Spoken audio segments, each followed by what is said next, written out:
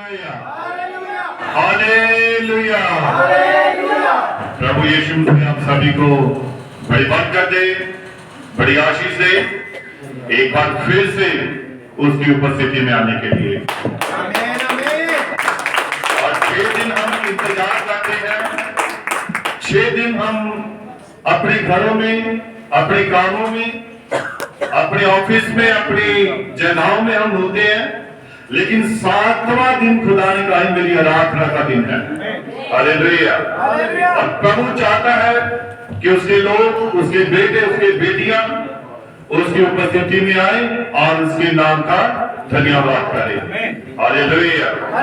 तो आइए, जबकि हम अपने पैरों पे खड़े हैं, तो जिनके पास अपनी अपनी बाइबल है और वो अपनी अपनी बाइबल को खोलेंगे और कलूसियों की पत्री 3 उसके 16 और 17 को हम पढ़ेंगे।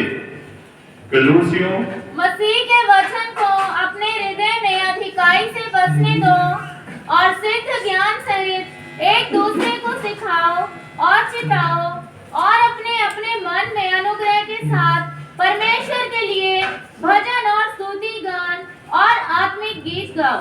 वचन में या काम में जो कुछ भी करो सब प्रभु यीशु मसीह के नाम से करो और उसके द्वारा परमेश्वर पिता का धन्यवाद करो। हालेलुया। प्रभु यीशु मसीह के इस पाक वचन को पढ़े जाने पर, सुने जाने पर बड़ी बरकत हो, बड़ी आशीष हो।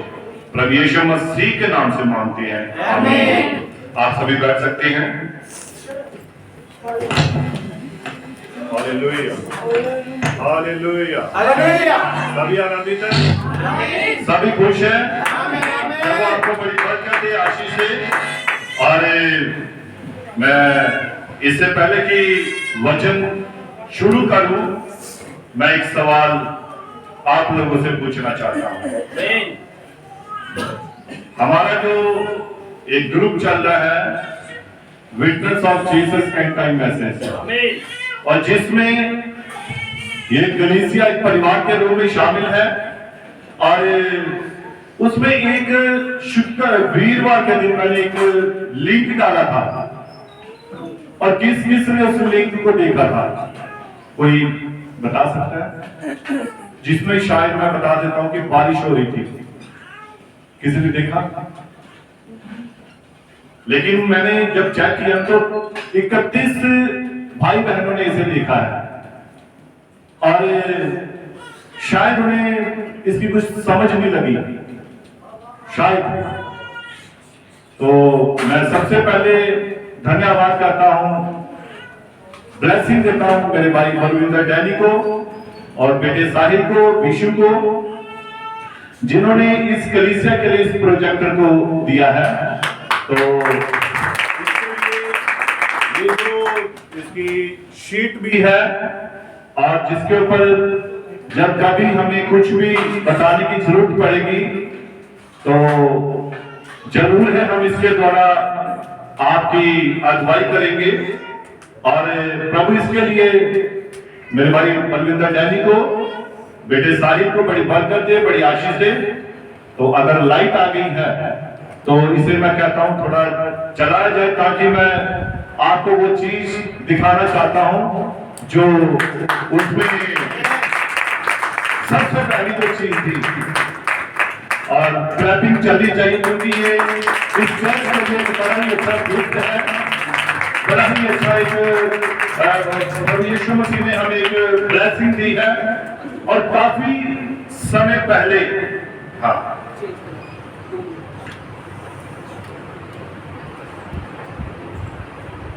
गॉड ब्लेस यू, धन्यवाद। करिए, कोई बात नहीं। और तब तक मैं आपसे कुछ बातें करना चाहता हूं। और काफी समय पहले हमने चर्च में कहा था कि हम इस प्रोजेक्टर को लाएंगे, तो जो भी भाई बहन इसका जो इसमें मदद करना चाहता है तो वो जरूर करे। तो मेरे ख्याल से उस वक्त हमारे बुजुर्ग भाई बंसीलाल है, तो उन्होंने अपना कुछ ऑफरिंग दिया था इसमें। और मैं धन्यवाद करता हूँ प्रभु यीशु मसीह का कि हमें किसी से मांगने की जरूरत नहीं पड़ी और भाई डैनी ने इस काम को बखूबी अंजाम दिया है कि आज ये प्रोजेक्टर इस चर्च में लगा हुआ है। तो प्रभु इस बात के लिए आप सभी को, इस कलीसिया को, हम सभी को ब्लेस करे, आशीष करे और भाई को भी बड़ी बरकत दे, बड़ी आशीष दे, क्योंकि जो भी काम हम प्रभु के लिए, कलीसिया के लिए, उसके लोगों के लिए करते हैं वो हम सब के लिए एक आशीष और बरकत का कारण बनता है। हालेलुया। तो हमें जरूर ही उस काम से एक आशीष मिलती है, एक बरकत मिलती है। और हमारे युग के नबी ने कहा है, बहुत सारे लोग बाइबल को ये सामने जो लिखे हुए शब्द है इन्हें पढ़ते हैं और जो दुल्हन है, दुल्हन कहां से पढ़ती है? जो इन शब्दों के बीच में खाली जगह सफेद स्थान है वो वहां से लिखा हुआ पढ़ती है। Hallelujah, hallelujah. तो इसीलिए नबी कहता है, एक बार भाई ब्राह्मण की पत्नी ने उसे एक चिट्ठी लिखी और क्लैपिंग तो कीजिए,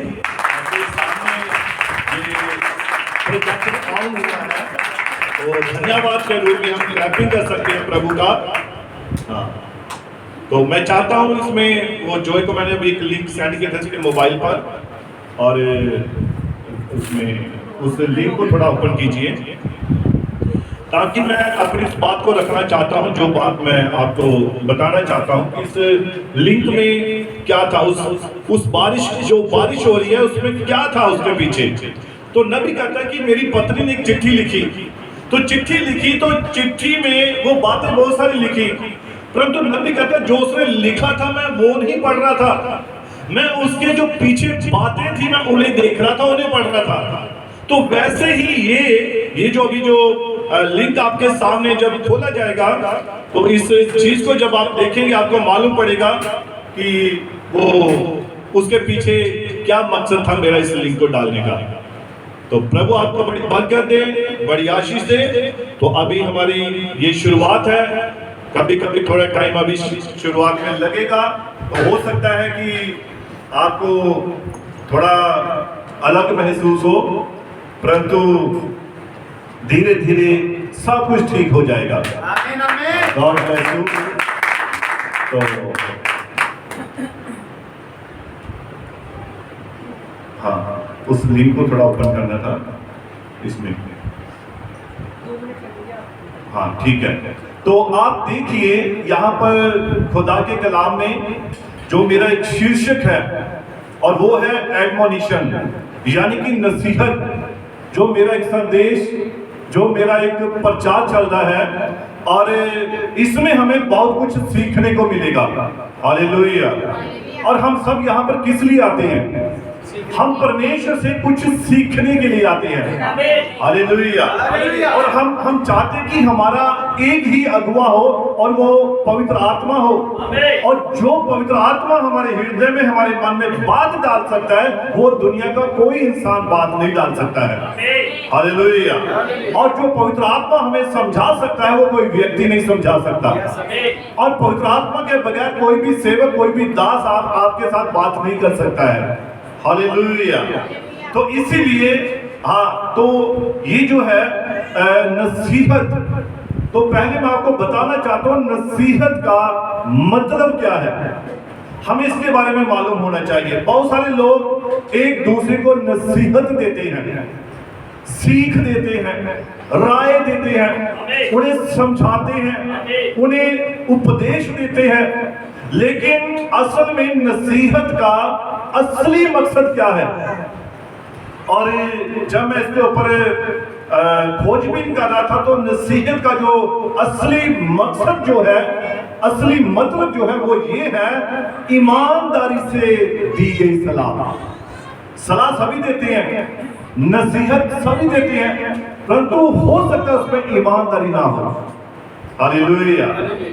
अब देखिए, नसीहत का मतलब है ईमानदारी से दी गई सलाह, सीख। और इसका जो प्रायवाची शब्द है, प्रायवाची शब्द समझते ना आप, एक शब्द के एक समान बहुत से शब्द, उसके साथ के मिलते जुलते शब्द।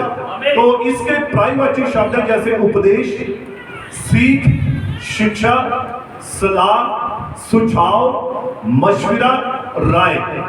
और इसका मतलब है किसी को सही रास्ते पर लाने, गलतियों से बचने और बेहतर इंसान बनने के लिए प्रेरित करना। ये है नसीहत का असली मकसद। हालेलुया। अब बहुत सारे लोग नसीहत देते तो हैं परंतु उनके हृदय साफ नहीं होते हैं। समझाते तो हैं परंतु हृदय से नहीं समझाते हैं, दिमाग से समझाएंगे। हालेलुया। तो इसीलिए नसीहतों के बारे में आपको बहुत सारी बातें, बहुत सारी राय या बहुत सारी शिक्षाएं मिल जाती हैं। जैसे एक बड़ी आम कहावत है दुनिया में जो चलती है, दूध का जला छाछ भी फूंक फूंक कर पीता है। हालेलुया। ये एक नसीहत होती है उस व्यक्ति के लिए जो पीने में बहुत जल्दबाजी करता है और उसने ये नहीं देखा कि ये दूध है या छाछ यानी कि लस्सी।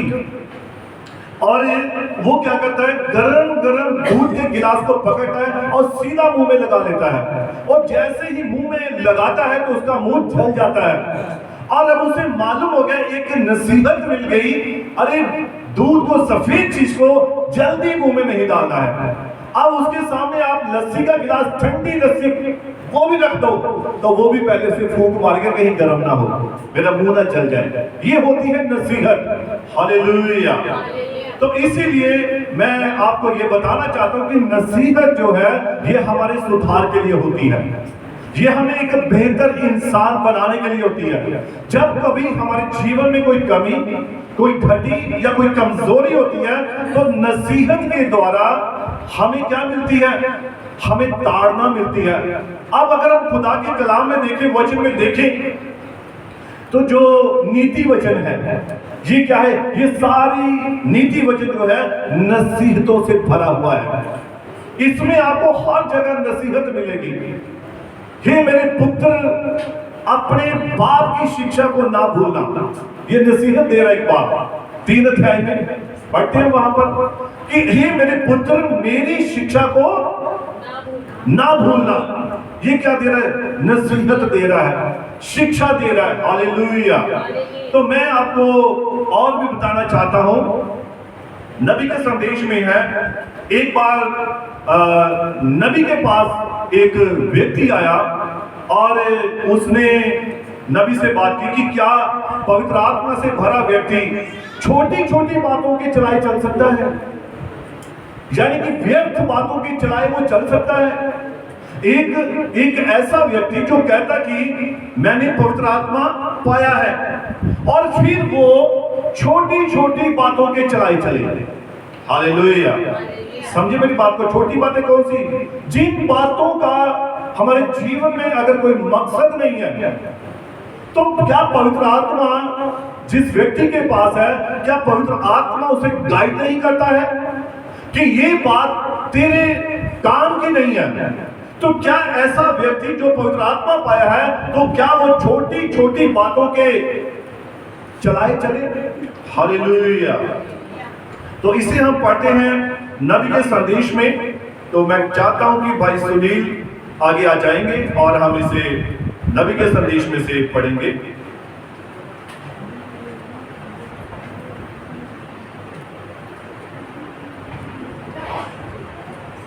भाई सुनील,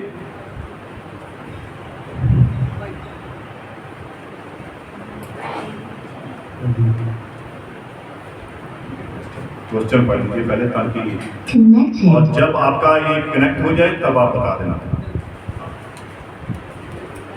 संख्या 64। क्या यह संभव है कि पवित्र आत्मा से भरा हुआ इंसान छोटी छोटी बातों के लिए चलाए चले?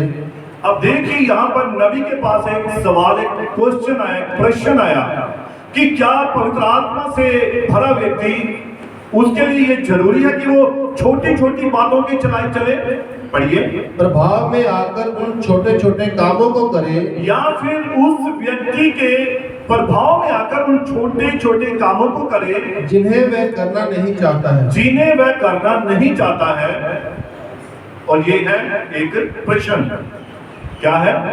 पवित्र आत्मा से भरा व्यक्ति, क्या ये उसके लिए जरूरी है कि वो छोटी छोटी बातों के चलाए चले और किसी के प्रभाव में आकर उन बातों को, उन कामों को करे जो वो करना नहीं चाहता है? तो इसका हम उत्तर देखेंगे। नबी ने क्या जवाब दिया? ओ हाँ, जी हाँ श्रीमान। हाँ। पवित्र आत्मा से भरा हुआ व्यक्ति, हाँ। आप बिल्कुल ठीक स्थान में होते हुए भी इन छोटी छोटी बातों के चलाए चल सकते हैं। और नबी कहता है कि हाँ, ऐसा हो सकता है कि आपके पास पवित्र आत्मा भी है, उसका यानी कि अभिषेक, पवित्र आत्मा का मसा है, परंतु फिर भी आप छोटी छोटी बातों के चलाए चल सकते हैं। पढ़िए। आप खुद अपने आप को लक्ष्य की ओर बढ़ाते चले जाएं। और आप अपने आप को खुद उस लक्ष्य की ओर बढ़ाते चले जाएं। जब आप गिरावट में पड़कर शैतान की सेवा कर रहे थे, और जब आप गिरावट में पड़कर क्या कर रहे थे? शैतान की सेवा, शैतान की सेवा कर रहे थे। पढ़िए। तो वह आपको जहां चाहे वहां पर कीचड़ में धकेलता चला जा रहा तब था। वो शैतान क्या करता था?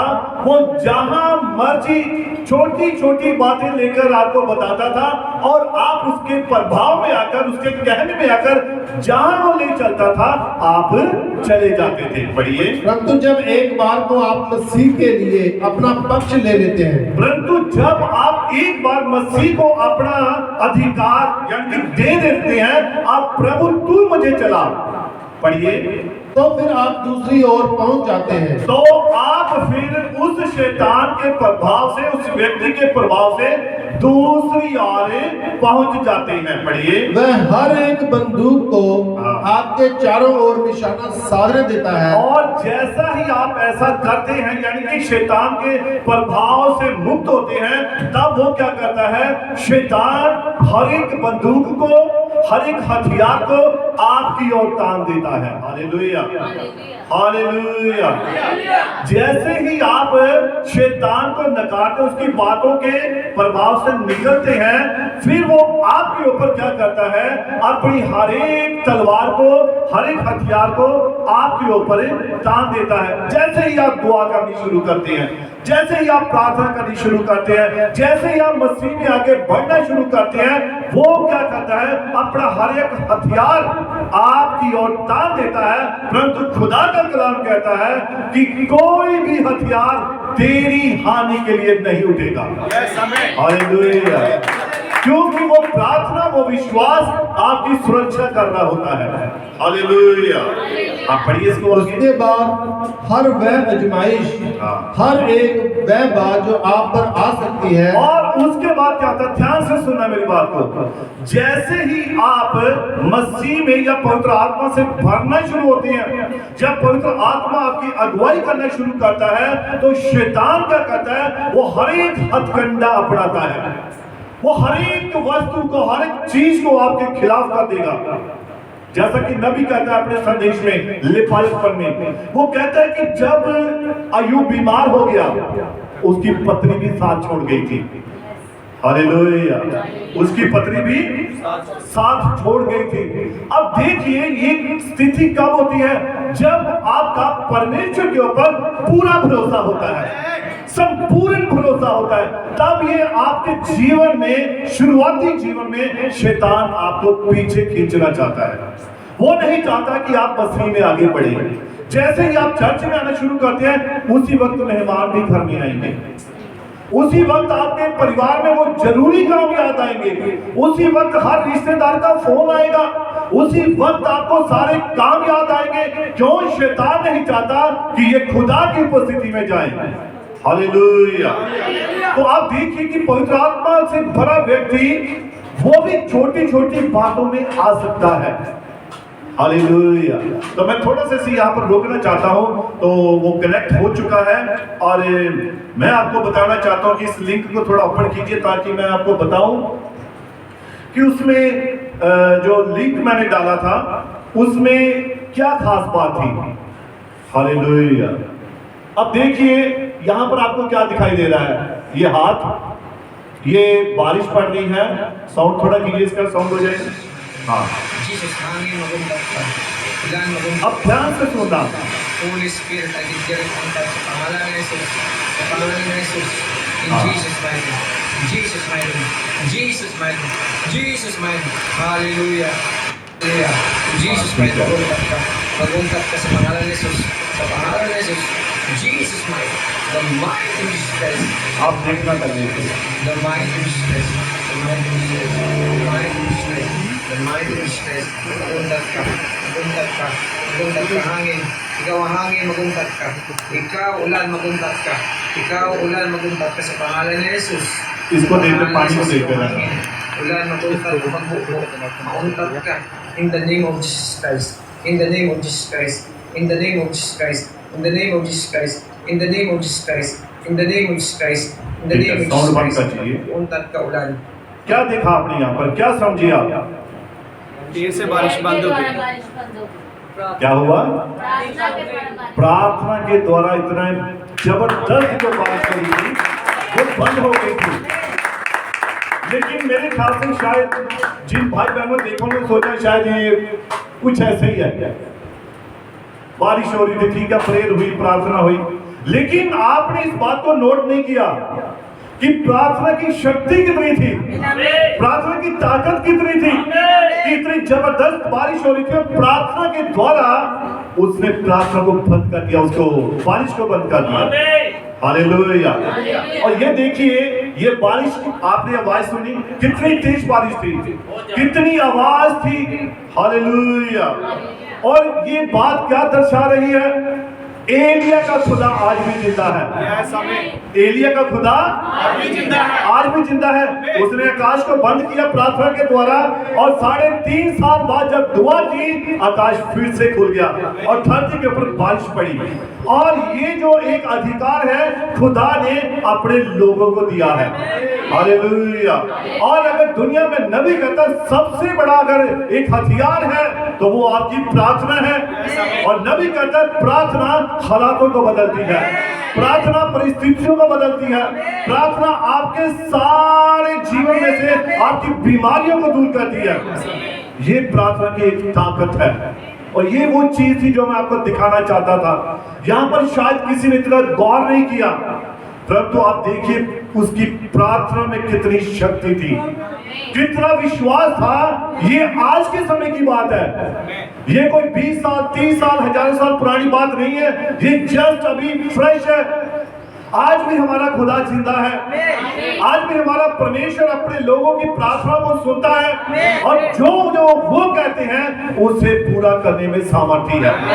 हालेलुया हालेलुया तो ये वो बात थी प्रार्थना जब प्रार्थना बढ़ती है जब आपका जीवन सुधरने लगता है जब आप विश्वास में आगे बढ़ते हैं तब शैतान अपने सारे हथियारों को सारे अपनी जितनी भी उसकी हानि के हथियार हैं वो आपकी ओर कर देता है हालेलुया हाँ तो हम इसको आगे पढ़ेंगे नबी के संदेश को जिसमें हम पढ़ रहे थे उसके बाद वह हर आजमाइश हर एक वह बात जो आप पर आ सकती है आप पर आ जाती है और नबी कहता है खुदा का कलाम कहता है उसके बाद क्या होता है हर आजमाइश आपके ऊपर आती है आपके ऊपर प्रॉब्लम आती है आप बीमार हो सकते हैं आप रोगी हो सकते हैं आप आपकी भट्टी में जा सकते हैं आप ऐसी मुसीबत में जा सकते हैं जो मुसीबत शैतान ने तैयार की है हालेलुया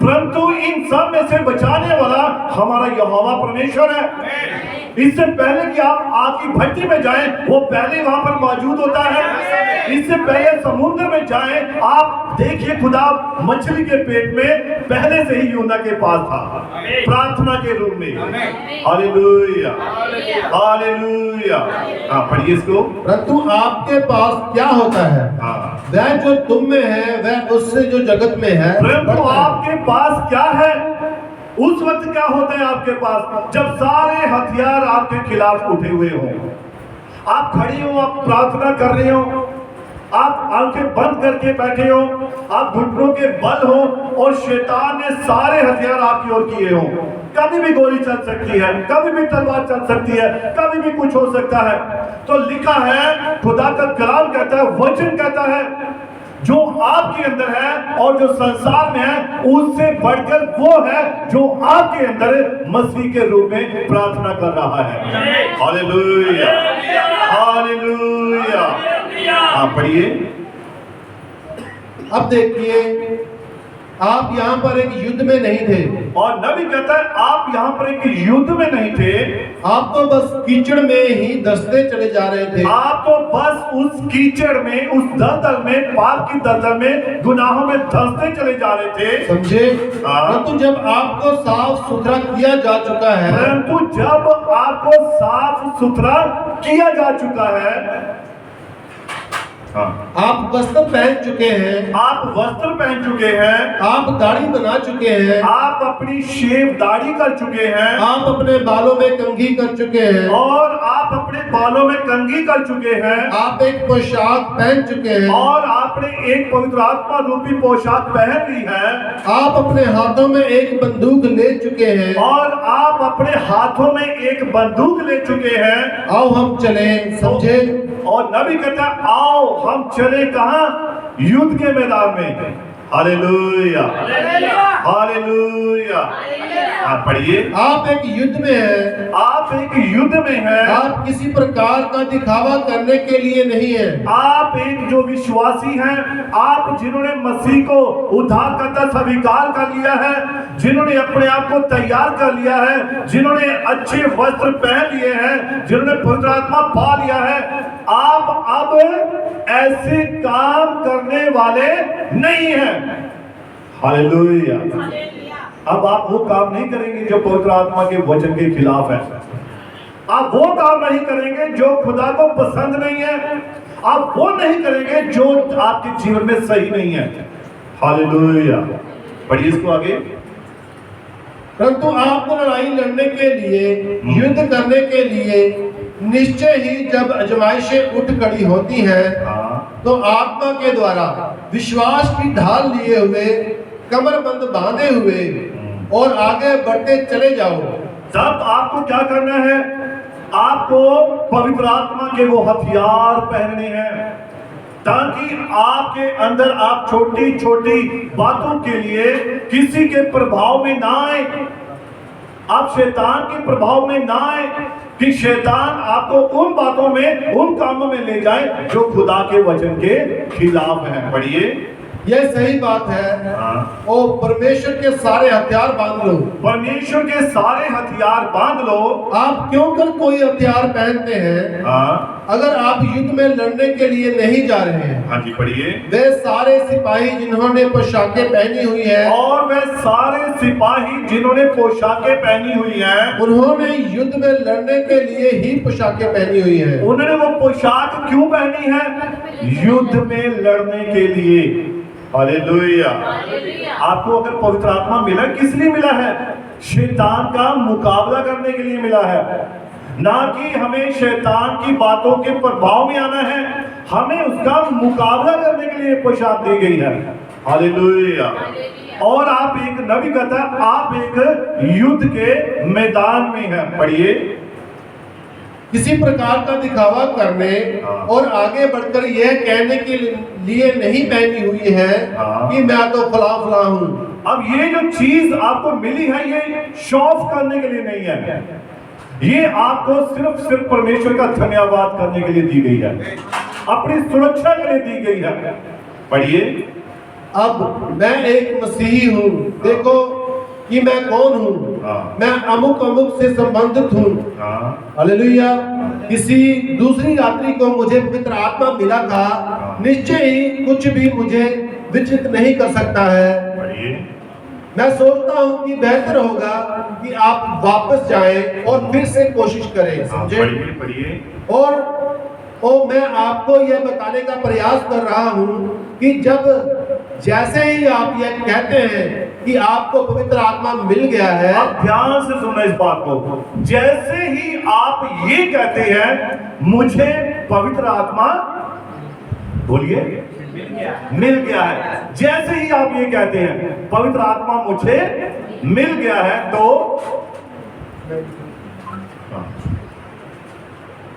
क्यों शैतान हर एक बंदूक की नली आपकी ओर करवा देता है। और शैतान क्या करता है, हर एक बंदूक की नली आपकी ओर कर देता है। पढ़िए। और आप पर गोलियां दागी जा रही होती हैं। और आपके ऊपर गोलियां, यानी कि आपके ऊपर परीक्षाएं, आजमाइशें, आपके ऊपर कोई तकलीफ, कोई परेशानी, कोई टेंशन, कोई चिंता, ये वो गोलियां वो आपके ऊपर दागता रहता है। हालेलुया। जैसे ही ये स्थिति कब होती है, जैसे ही आपने कहा मुझे पवित्र आत्मा मिल गया, शैतान चौकन्ना हो जाता है।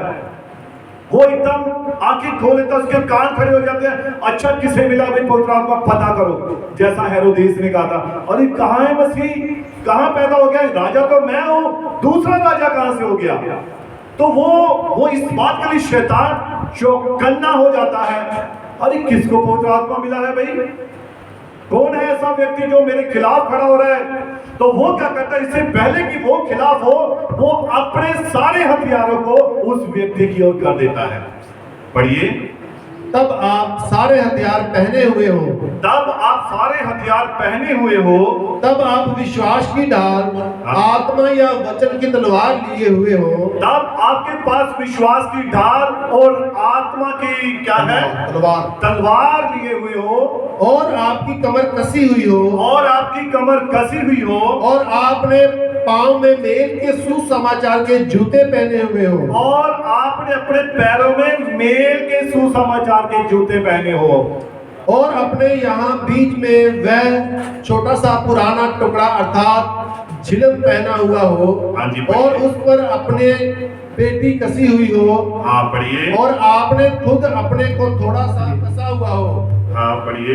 और आप इसके लिए तैयार पाए जाते हो, और आप किसके लिए तैयार पाए जाते हो, क्योंकि यह तो आ रहा होता है, क्योंकि ये तो आ रहा होता है। आप चिंता ना करें, आप किसी भी बात की चिंता ना करें। पढ़िए। जी हाँ श्रीमान, आप पर बहुत सी मुश्किलें व परेशानियां आएंगी। और नबी कहता है कि आपके ऊपर बहुत सारी मुश्किलें, परेशानियां, चिंताएं आएंगी, परंतु स्मरण रखिए, परंतु याद रखना, वह जो तुम में है, वह जो तुम में है, वह उससे जो जगत में है, वह उससे जगत में कौन, शैतान, वह उससे जो जगत में है बढ़कर है। हालेलुया। तो क्या इसके लिए हम परमेश्वर का धन्यवाद नहीं करेंगे, क्या हम उसकी तारीफ नहीं करेंगे कि जो हमारे अंदर है वो उससे बढ़कर है जो जगत में है। Hallelujah, hallelujah. तो इसीलिए जो पवित्र आत्मा पाया व्यक्ति है, उसको शैतान के प्रभाव में आकर छोटी छोटी बातों को मानना नहीं चाहिए। लेकिन हो सकता है वो आ सकता है, उसके प्रभाव में आ सकता है, परंतु नबी कहता है, खुदा का कलाम कहता है, जो आपके अंदर है वो जो जगत में है, यानी कि शैतान, उससे बढ़कर है वो जो आपके अंदर है। हालेलुया। अब दूसरा एक और सवाल नबी के पास आया, और वो सवाल पता क्या था? आज कलीसियाओं में बहुत सारी बातें होती हैं किसके बारे में, आभूषण पहनने के बारे में। जैसे कि बहनों के बारे में बहुत सारे विचार आते हैं, फलानी बहन ने कानों में ये डाला, फलानी ने नाक में नथ डाली हुई है, या फलानी ने ये, इन सब बातों के बारे में। लेकिन अगर हम देखें खुदा के कलाम में, यानी कि नबी के संदेश में, तो नबी ने इसके बारे में उस बात को क्लियर किया है कि जो एक आभूषण जो एक स्त्री पहन सकती है वो असल में है क्या, वो चर्च में, कलीसिया में पहनकर आ सकती है। तो उसके बारे में हम देखते हैं नबी के संदेश में से, तो आपको मैं बताना चाहता हूं। ये है क्वेश्चन उत्तर है, question and answer.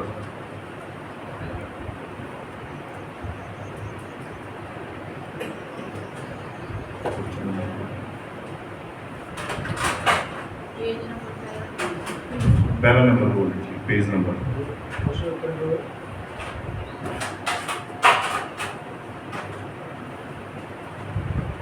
Page number 133 है इसका, 23/1964। जो प्रश्न संख्या है वो 200 64 है।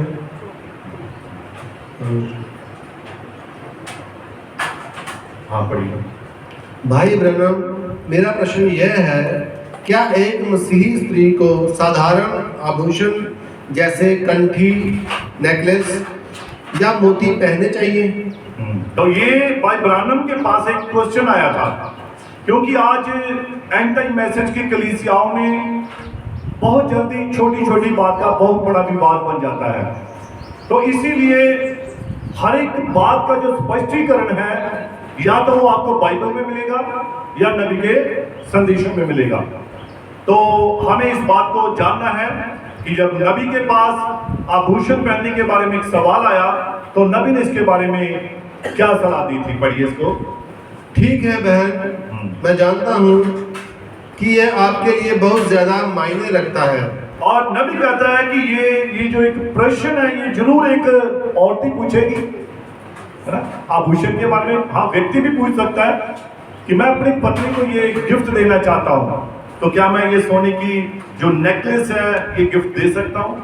तो वो इसके बारे में पूछ सकता है। लेकिन ज्यादातर ये सवाल बहनों के मनों में आता है। हालेलुया। तो इस बात को हम देखते हैं। पढ़िए। और आपके कारण यह मेरे लिए बहुत ज्यादा मायने रखता है कि आपका विश्वास जमाऊं, मैं आपको सत्य बताऊं। और नबी कहता है कि ये मेरी एक जिम्मेदारी है कि मैं हमेशा आपको सत्य ही बताऊं। पढ़िए। अब याद रखिए कि बाइबल कहती है, अब नबी कहता है याद रखिए कि खुदा का कलाम, परमेश्वर का वचन क्या कहता है? पढ़िए।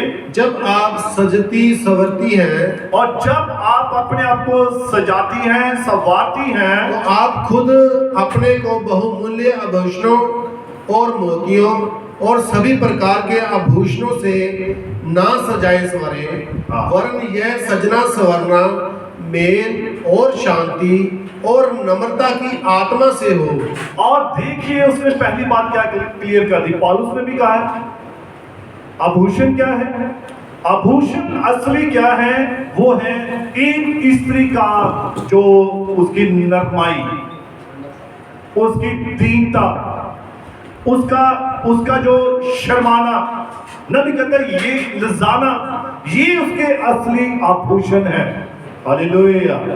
तो मैं पहले भी कई बार शायद इस बात को बता चुका हूं, जो बुजुर्ग स्त्रियां हैं, अगर हम बात करें 2000, ये सन 2000 से पिछले 2001 से पहले, तो उससे भी हम अगर थोड़ा और पीछे चले जाएं, तो जो बुजुर्ग औरतें थी वो अपने पति का नाम भी नहीं लेती थी। शायद आज भी है जो नाम नहीं लेती हैं, उन्हें, है ना, ये बस शब्द होंगे, उनके नाम कभी नहीं लेती थी। कारण क्या था? वो नाम लेने में भी शर्माती थी। तो उनके पास एक ये खुदा का एक गिफ्ट था, उनके पास एक खुदा की एक बुद्धि थी, और वो हमेशा अपने चेहरे को ढांप कर रखती थी। आपने देखा होगा जो पुरानी औरतें थी, पिछली औरतें, बुजुर्ग औरतें, जब बहुएं होती थी वो इतने लंबे घूंघट डाल के रखती थी, अपने आप को छिपा कर रखती थी। क्यों? क्योंकि ये परमेश्वर का एक, मैं समझता हूं एक गुण था जो परमेश्वर चाहता था। हालेलुया। तो पढ़िए इसको आगे और थोड़ा। मेल और शांति और नम्रता की आत्मा से हो, और उनका जो श्रृंगार है या वो जो उनके जो आभूषण है वो क्या है? मेल और नम्रता और शांति। तो ये शांति सबसे बड़ा गुण है। तो यही शायद आज गुण है। आजकल शांति किसी में नहीं है, धीरज किसी में नहीं है। तो इसीलिए ये क्या थे? ये नबी कहता है, खुदा का कलाम कहता है, ये औरतों को एक गिफ्ट था। और नबी कहता है आज वो अपने गिफ्टों को खो चुकी हैं, आज वो इन वरदानों से बाहर आ चुकी हैं, आज वो पहले वाले हालात नहीं है। लेकिन खुदा का कलाम कहता है हमें वापस अदन की ओर जाना है, हमें वापस वचन की ओर मुड़ना है। हालेलुया। कितने समझे मेरी इस बात को?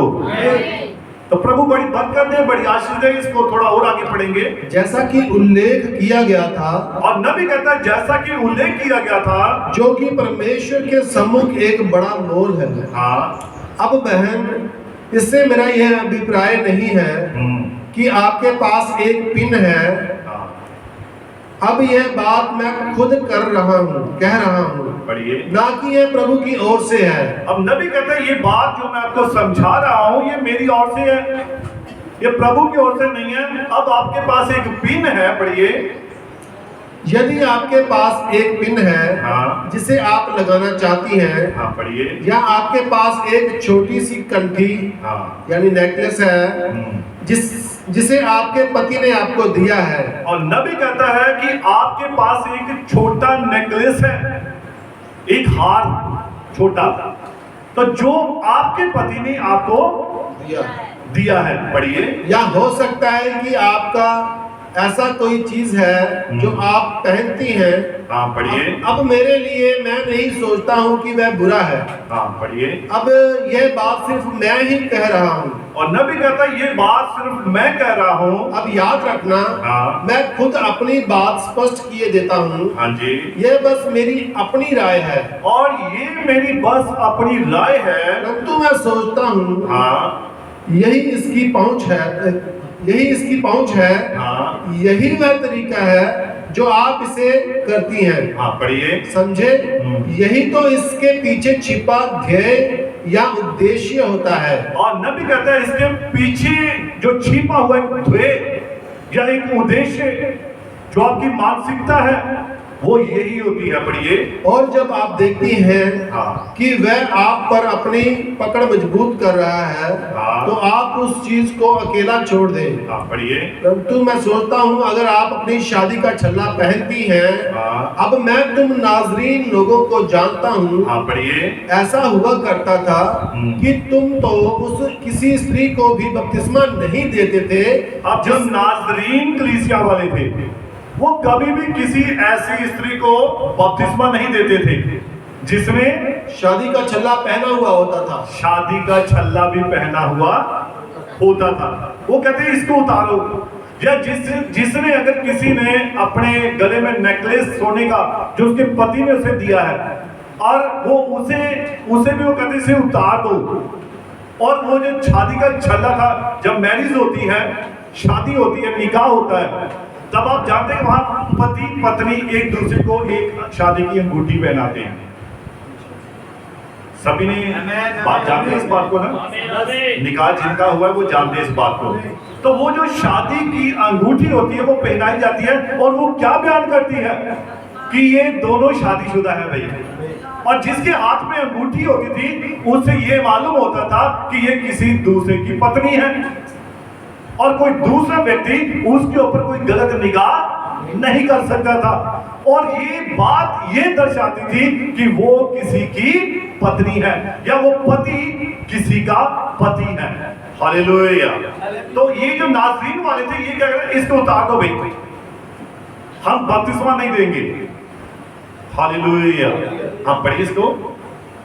मैं नहीं सोचता हूँ कि ये जरूरी है। हाँ, बाइबल में इसका उल्लेख है कि वे ब्याह का छल्ला पहना करती थी। और खुदा के कलाम में इसका जो वर्णन आता है कि वो शादी का छल्ला पहने हुए होती थी। और उस वक्त पता कहां पर होता था वो छल्ला? वो सर के ऊपर होता था और वो 9 छल्ले होते थे। आप जानते हैं कि नबी का एक संदेश है जिसमें नबी ने बताया है कि जब संत लूका की इंजील में भी हम पढ़ते हैं 15 उसकी 8 में वहां लिखा है कि जिस औरत का एक सिक्का गुम हो गया था और उसका वो सिक्के कहां बने हुए थे? उसके माथे पर। और वो सिक्कों की पट्टी ये बयान करती थी कि ये स्त्री शादीशुदा है। हालेलुया। और उस स्त्री का एक सिक्का गुम हो गया था। और नबी कहता है, चलो ये कहानी काफी लंबी चली जाएगी और मेरा जो मकसद है वो ये है कि क्या औरत गहने पहन सकती है या ये नहीं पहन सकती है। लेकिन नबी ने खुदा के कलाम के द्वारा हमें सिखाया है कि औरत जो है, स्त्री जो है, वो अपने पति के द्वारा दिए हुए उस गिफ्ट को यानी कि उस छल्ले को या उस रिंग को या एक नेकलेस जो है कंठी, वो उसे पहन सकती है। क्योंकि वो उसके पति की ओर से क्या है, एक उपहार है, एक गिफ्ट है। पढ़िए इसको आगे। और यह एक पट्टी सी ही होती थी, हाँ पढ़िए। जिसे वे यही कहते थे हाँ। कि जो उसके सिर पर चारों ओर बांधी होती थी, हाँ जी। और उसके अंदर 9 सिक्के हुआ करते थे, हाँ पढ़िए।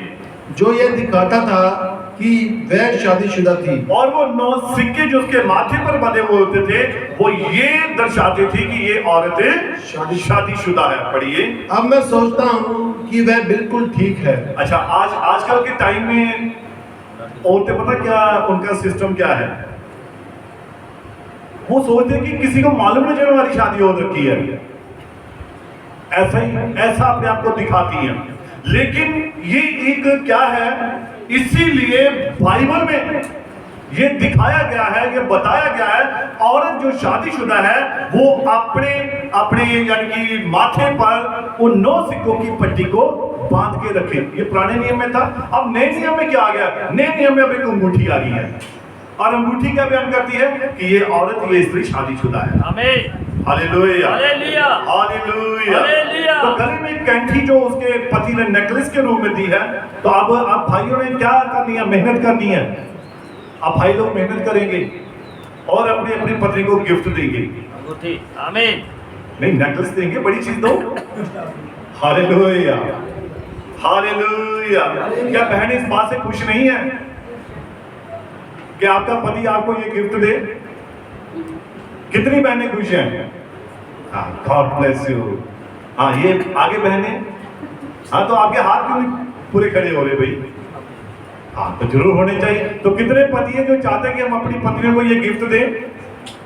हाँ, सब पति चाहते हैं। God bless you. आमीन। तो प्रभु आपको बहुत ब्लेसिंग दे कि आप सचमुच ऐसा ही करने पाओ। हालेलुया। हाँ, इसको अभी हम और आगे पढ़ लेंगे। अगर स्त्रियां वस्त्र पहनना चाहती हैं, अब थोड़ा सा कपड़ों के ऊपर, वस्त्रों के ऊपर आ रहा है। और अब स्त्रियां अगर वस्त्र पहनना चाहती हैं और खुद अपने को तैयार करती हैं और खुद अपने को तैयार करती हैं कि वे सुशील, शिष्ट, पाक, साफ, हाँ, सुसभ्य स्त्री के जैसे दिखे, और अगर वो नबी कहता है कपड़े पहनना चाहती हैं, तो वो किस प्रकार के कपड़े पहने, जिन कपड़ों में वो एक बड़ी ही सुशील स्त्री नजर आए, बड़ी ही एक सभ्य, एक जेंटल वुमन वो नजर आए। हालेलुया। यानी कि अगर उसके ऊपर निगाह जाए, कोई देखे, तो वो ये देखकर ये कहे सचमुच ये स्त्री एक बहुत भली स्त्री है। हालेलुया। और देखिए एक चीज और मैं बताना चाहता हूं कपड़ों के बारे में। और किसी ने प्रयोग किया, एक स्त्री को ऐसे कपड़े पहनाए गए जो शरीर के साथ चिपके हुए थे, तो जब वो बाजार में से उसे गुजारा गया तो सभी लोगों की निगाहें उसकी तरफ थी। और एक दूसरी स्त्री जिसको एक पूरे कपड़ों से ढांप कर भेजा गया, तो लिखा उसके ऊपर किसी ने ध्यान ही नहीं दिया, किसी ने ध्यान ही नहीं दिया। अब देखिए भी कारण के कपड़े आपके जीवन में बहुत महत्व रखते हैं। इसीलिए नबी कहता है आपका पहरावा जो है वो एकदम पवित्र हो, एकदम पाक हो, शुद्ध हो, ताकि कोई भी गलत निगाह आपके ऊपर पड़ ना सके। हालेलुया। क्यों बाइबल में ये लिखा है? क्यों खुदा की कलाम में ये बात लिखी हुई है कि जो व्यक्ति अगर कुदृष्टि से किसी स्त्री को देखता है तो वो वह विचार कर चुका है। आमीन, आमीन। हालेलुया। तो इसीलिए नबी कहता है अगर स्त्री कोई है, उसका जो पहरावा है वो बिल्कुल सभ्य होना चाहिए, उसका पहरावा एकदम अच्छा होना चाहिए, ताकि वो हर किसी को जो अपने पति के सिवाय वो उसको अपनी बहन नजर आए, अपनी मां नजर आए, वो बस इस तरीके से ही नजर आए। Hallelujah, hallelujah. आप पढ़िए इसको आगे। तो मैं सोचता हूँ कि मुझे इसमें कोई आपत्ति नहीं है। हाँ पढ़िए। परंतु जब आप उस चीज को शान दिखाने के लिए पहनती हैं, और जब नबी कहता है आप उन कपड़ों को, उन चीजों को शो ऑफ करने के लिए, अपनी शान दिखाने के लिए पहनती हैं, तो तब आप गलत हैं। तब आप गलत हैं। हालेलुया।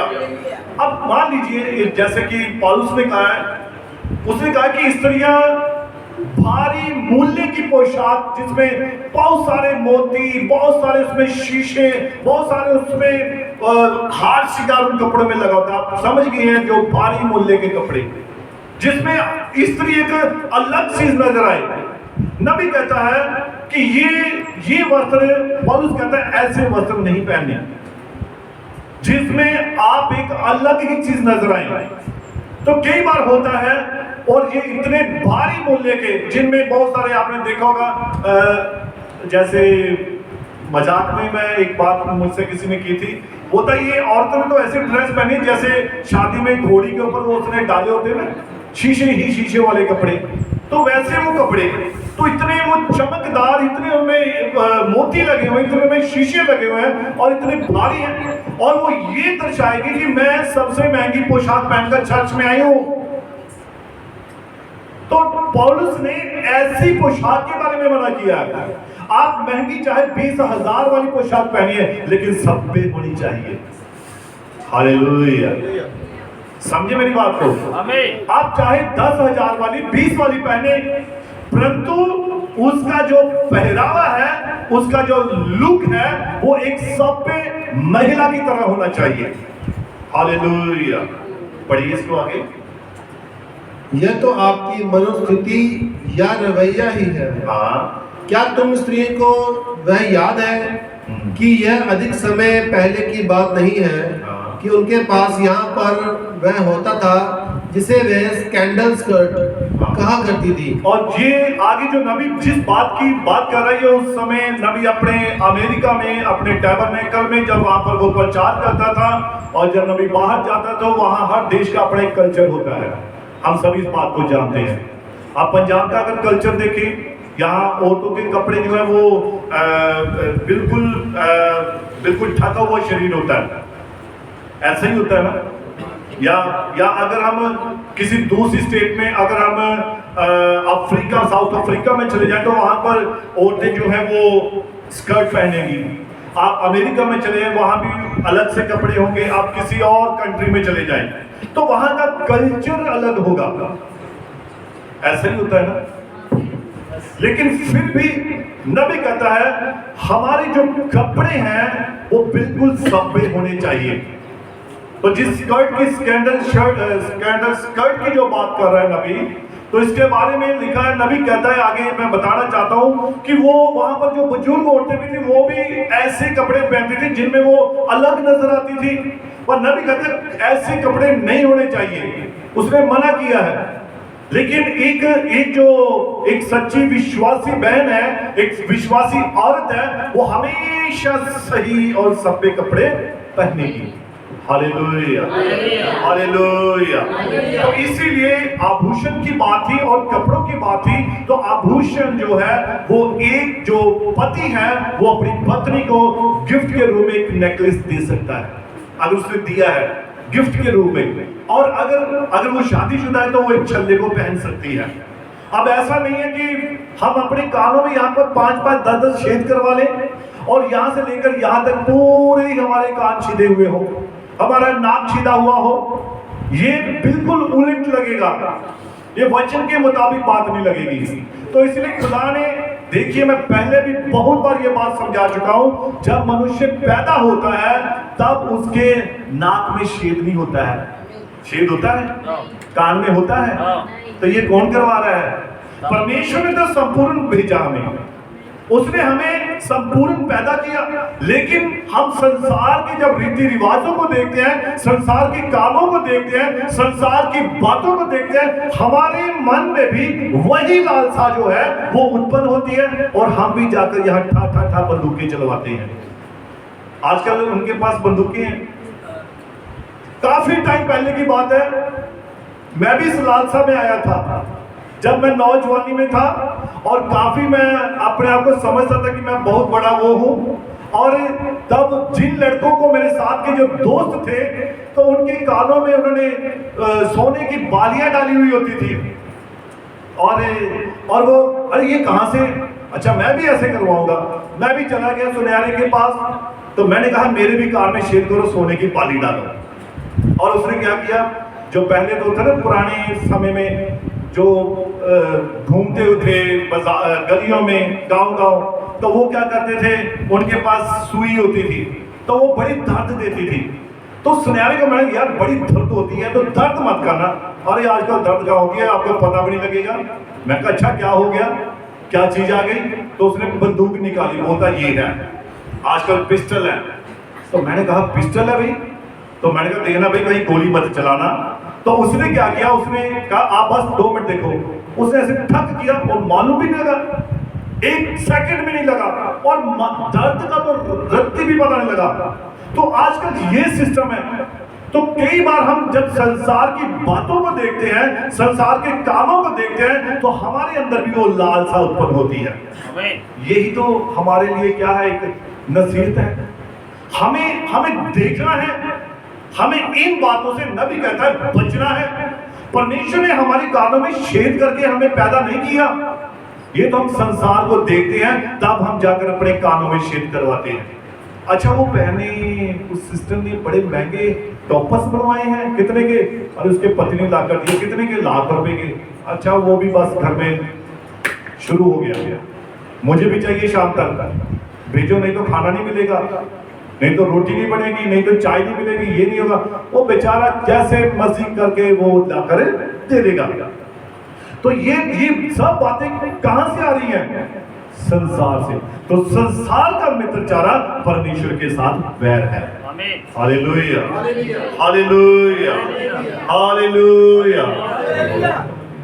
हाँ ठीक है, बस वो इतना ही था। गॉड ब्लेस यू, प्रभु बड़ी बरकत दे, बड़ी आशीष दे। तो मैं ये आपको बताना चाहता था कि नबी के पास ये जो बातें आई थी, आज हमें इन नसीहतों की जरूरत है। हम अपने आप को ऐसे बनाएं कि जैसे हम सचमुच में खुदा के बेटे और बेटियां हैं। हमें उसके वचन में एक होना है, हमें उसके वचन के साथ ऐसे चलना है कि जैसे सचमुच हमें कोई भी चीज अलग नहीं कर सकती है। हालेलुया। तो आप देखिए ये सही समय है कि हम परमेश्वर और उन लोगों से निर्देश या नसीहत लें जो हमें डांटते हैं, जो हमें सिखाते हैं, जो हमें समझाते हैं। यही वो समय है। बाद में कोई समय नहीं रहेगा, फिर हम कहेंगे कि हमें कोई डांटने वाला हो, हमें कोई समझाने वाला हो, हमें कोई ताड़ना देने वाला हो, तब कोई भी आपको नहीं समझाएगा जब रैप्चर का समय हो जाएगा। आमीन, हालेलुया, हालेलुया। तो आप देखते हैं अभी एक जिसमें बताया गया था कि रैप्चर के बारे में, जब एक पास्टर प्रचार कर रहा था, और जब वो प्रचार कर रहा था तो उसी वक्त रैप्चर की एक उदाहरण बताई गई थी। तो जब प्रचार कर रहा था वो पास्टर कलीसिया में, और क्या हुआ, अचानक रैप्चर हो गया, गायब हो गया, बाइबल नीचे गई, वो उसके कपड़े, दुनियावी कपड़े नीचे चले गए, और कलीसिया में जो लोग बैठे हुए थे उसमें से आधी कुर्सियां खाली हो गई। और जब वो बाकी जो बैठे हुए थे वो देख रहे थे, अरे कहां गए बाकी वाले? वो देख रहे, कुर्सियों के नीचे देख रहे हैं, वो कुर्सियों को हटाकर देख रहे हैं, वो बाहर जाकर देख रहे हैं, अरे जो हमारे साथ वाले थे वो कहां गए? तो आप देखिए जब वो रैप्चर का समय आएगा, वो निकल जाएंगे, रैप्चर में चले जाएंगे, मसीह के साथ हवा में मिल जाएंगे, और तब जो बाकी रहते लोग होंगे उनके लिए पछताने के सिवाय कोई दूसरा काम नहीं होगा। आमीन। और वो देख रहे होंगे, ढूंढ रहे होंगे। आप सोचिए उस वक्त क्या स्थिति होगी। यहां सभी दुआ में बैठे हैं, प्रार्थना में बैठे हैं, हम समझते हैं कि हम चर्च में हैं, और रैप्चर हो जाए तो मान लीजिए यहां से थोड़े लोग गए, जो बाकी रह गए। अब उन्होंने प्रचार तो सुने हैं, उन्होंने बातें सुनी है, हाँ रैप्चर होगा, उठाया जाना होगा। हो सकता है अभी प्रचार करते करते रैप्चर हो जाए, हो सकता है इसके 1 घंटे बाद जब आप अपने ऑटो में जा रहे हो, गाड़ी में जा रहे हो, तब रैप्चर हो जाए। और लोग देखिए, अरे ये गाड़ी अपने आप कैसे चल रही है, अरे ये ऑटो अपने आप कैसे चल रहा है, ये भाई कहाँ गए, ये बहनें कहाँ गई। उस वक्त उस कंडीशन को थोड़ा याद कीजिए, क्या स्थिति होगी उस वक्त। अब देखिए घर में शादी का माहौल था और सभी तैयार हो रहे थे शादी के लिए, कपड़े पहन रहे थे, प्रेस कर रहे थे, हर चीज की तैयारी चल रही थी, सब कुछ सही था, सब कुछ बढ़िया चल रहा था, शोर शराबे के साथ हर काम हो रहा था। और हुआ क्या कि कुछ व्यक्ति अरे कोई बात नहीं, अभी दूल्हे के आने में देर है, अभी टाइम लगेगा, अभी समय है, कोई बात नहीं, वो अभी तैयार हो गए, जैसे बस आएगी, जैसे गाड़ी आएगी, हम तैयार होकर बैठ जाएंगे। लेकिन हुआ क्या, वो अंदर बैठे रहे, बाहर जब मालूम लगा बस आई, गाड़ी आई, वो सब बैठकर चले गए और पीछे सन्नाटा, एकदम शांत। और वो देखते हैं अरे शोर अचानक बंद हो गया, अचानक चिल्लाना बंद हो गया। और वो बाहर जब कमरे से बाहर निकले, अरे कहाँ गए, मम्मी कहाँ गई, पापा कहाँ गए, भाई कहाँ गया, भाई लोग कहाँ गए, बहनें कहाँ गई। वो जब ढूंढेंगे फिर उन्हें महसूस होता है, एहसास होता है, अरे हम तो रह गए। और घर में वो अकेले फिर कभी उस सोफे में बैठेंगे, कभी उस कमरे में जाएंगे, आराम से एक जगह बैठ के सोचने लगेंगे। यही कंडीशन उस वक्त उन लोगों की होगी जिन्होंने अपने आप को समय रहते तैयार नहीं किया। हालेलुया। तो अब भी समय है, नबी कहता अब भी समय है, हमें तैयारी करनी है, कभी भी किसी वक्त भी उठाया जाना हो सकता है। आमीन। Hallelujah, hallelujah. और ये सही समय है कि हम परमेश्वर और उन लोगों से निर्देश या नसीहत लें जो हमें डांटते हैं, जो हमें समझाते हैं, जो हमें सिखाते हैं। हमें इन बातों के ऊपर गौर करना है। हालेलुया। आपने कभी महसूस किया ऐसा? सभी परिवार के सदस्य, घर के सदस्य चले जाएं और आप घर में अकेले। और अभी एक शायद कुछ एक चीज मैं देख रहा था जिसमें एक व्यक्ति अकेला, सारे वर्ल्ड में एक अकेला व्यक्ति रह जाए, मान लीजिए। अब मॉल खुले हैं, आप देखिए खाने पीने की चीजें लगी हुई हैं, गाड़ियां, महंगी से महंगी गाड़ी। अब वो एक ही व्यक्ति, अब वो क्या करेगा, किसको दिखाएगा, किसके लिए करेगा? जहां भी जा रहा है वहां पर सन्नाटा छाया हुआ है, जहां भी जाएगा सन्नाटा छाया हुआ है। तो आप देखिए उस वक्त क्या कंडीशन होगी। हालेलुया। समझ रहे मेरी बात को? इससे पहले कि वो सन्नाटा आपकी जिंदगी में आए, आप इस शोर में शामिल हो जाइए, वचन में शामिल हो जाइए, ताकि आप रैप्चर में सही समय पर उठाए जाएं। Hallelujah, hallelujah. तो इसीलिए प्रभु का वचन, खुदा का कलाम हमें सिखाता है कि हमें वचन के द्वारा एक दूसरे को क्या देनी है? तसल्ली देनी है, चेतावनी देनी है। समय बहुत थोड़ा रह गया है। अब ये समय नहीं है ये बहन क्या कर रही है, ये भाई क्या कर रहा है, ये फलाना व्यक्ति क्या कर रहा है। अब ये समय नहीं है, अब समय ये है मैं क्या कर रहा हूं, मैं कहां पर खड़ा हूं, क्या मैं वचन को पढ़ रहा हूं, क्या मैं वचन को जी रहा हूं, क्या मैं वचन के अनुसार चल रहा हूं। अब इस बात को देखने की जरूरत है। अब छोड़ दो किसी को जज करना, छोड़ दो अब किसी की तरफ देखना, अब बस अपने खुदा के आगे घुटने टेक लो। आज जितनी प्रार्थना करेंगे उतनी कम है, उतनी कम है। अब आपके जीवन में सिर्फ प्रार्थना ही होनी चाहिए। वचन में बात लिखी है, पौलुस कहता है, पत्रस कहता है, निरंतर प्रार्थना में लगे रहो, निरंतर, लगातार। अब ये नहीं मैं कहता कि आप अपने काम काज छोड़ दो, आप अपनी ड्यूटी पर मत जाओ, अपनी दिहाड़ी पर मत जाओ, लेकिन आपकी प्रार्थना एक समय नियुक्त कर ले। मैंने 2 घंटे प्रेयर करनी है, मैंने 1 घंटा प्रेयर करनी है, मैंने सुबह करनी है, मैंने शाम को करनी है। ये अपने मन में बात अच्छी तरह से बैठा लो, बस प्रार्थना करना मत छोड़ो। हमारे भाई हैं, मेरे भाई सोनू डीसी हैं, प्रभु ने बड़ी बरकत दे। अब ये नहीं कि वो यहाँ चर्च में आकर दुआ करते हैं तो इसलिए मैं इनकी तारीफ कर रहा हूँ, बाकी भाई बहन भी करते हैं दुआ, वो घर में हो सकता है और भी ज्यादा करते हो, परंतु जहां तक मैं देख रहा हूँ कि भाई का जीवन अब प्रभु काफी बदल रहा है, बहुत बदल दिया है। और आप सभी के जीवन को अब यीशु मसीह बदलने जा रहा है, सभी के जीवन को। सिर्फ ईमानदारी कहां पर है? इसके साथ ईमानदार होना। आमीन। ये है ईमानदारी। क्या है ईमानदारी? वचन के साथ एक होना, एक मन हो जाना। जो बाइबल कहता है, जो खुदा का कलाम कहता है, बस उसे मानो। आप मेरी किसी बात को मत मानो। मैं कहता हूं मेरी किसी बात को मत मानो, परंतु जो बाइबल को मैं बोल रहा हूं उसे जरूर मानो। अगर मैं नबी का संदेश बोल रहा हूं उसे जरूर ग्रहण करें। प्रार्थना जो है सारे हालातों को बदलती है। बस यही वो हथियार है। जितना आप इस हथियार को चलाओगे उतने ही आपकी जिंदगी में से कष्ट दूर होंगे।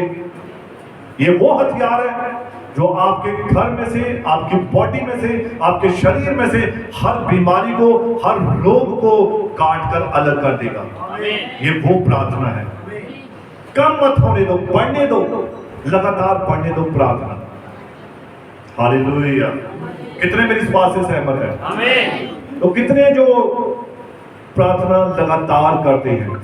आमीन। लगातार करने वाली प्रार्थना, जो मेरे भाई, जो मेरी बहनें हैं, तो प्रभु आपको बड़ी बरकत दे। आपने अपनी प्रार्थना का समय और बढ़ाना है और खुदा के नजदीक जाना है।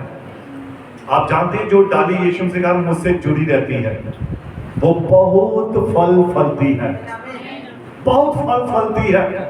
और आप देखते हैं अंगूरों के गुच्छे, एक टहनी के साथ ही हजारों गुच्छे लगे होते हैं और एक गुच्छे में कितने अंगूर होते हैं। इसी प्रकार से आपके जीवन में आशीषें होंगी। एक ही गुच्छे में इतनी बरकतें हैं तो एक टहनी में, एक शाखा में कितनी आशीषें होंगी, कितनी बरकतें होंगी। और ये बरकतें पता क्या है? आपका एक एक सेकंड, एक एक मिनट, एक एक घंटा, एक एक दिन, एक एक महीना, एक एक साल आपके लिए आशीष है। प्रभु ने हमें एक नया दिन दिया। धन्यवाद नहीं है? क्या ये आशीष नहीं है? आज अगर आप खुदा की उपस्थिति में बैठे तो क्या ये एक आशीष नहीं है? बहुत सारे लोग अभी भी शराब की दुकान पर बैठे होंगे, अभी भी गलत काम कर रहे होंगे, अभी भी वो अपनी मर्जी कर रहे होंगे, अभी भी वो हो सकता है अपने रिश्तेदारों में वहां व्यस्त होंगे। परंतु ये एक आशीष है आपके ऊपर कि आज खुदा की उपस्थिति में है। आमीन। Hallelujah, hallelujah. तो प्रभु इस वचन के द्वारा, इस कलाम के द्वारा आप सभी को बहुत सारी बरकत दे, बहुत सारी आशीष दे। God bless you. मेरी ओर से आप सभी को